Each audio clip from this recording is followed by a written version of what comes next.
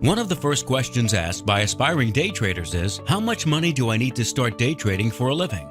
In the United States, the pattern day trading rule prevents U.S. residents from day trading in an account with less than $25,000, and it limits margin in the account to 4-to-1. The pattern day trading rule does not apply to residents of other countries. Therefore, if you are not a U.S. resident, you can open an account with a non-U.S. broker, such as Colmex Pro, a European regulated broker, and start with an initial deposit as low as $1,000.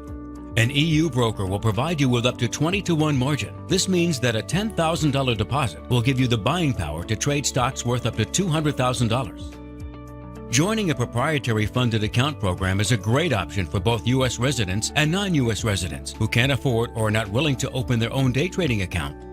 With a starting cost as low as $500, individuals can trade with a funded account and share a portion of their profits with the sponsoring investment firm. A realistic annual income target for successful day traders is to double their money each year. Therefore, an experienced day trader starting with $10,000 should expect a profit of $10,000 after 1 year. If your annual income is going to be limited by the amount of money in your trading account, you should consider depositing more right off the bat.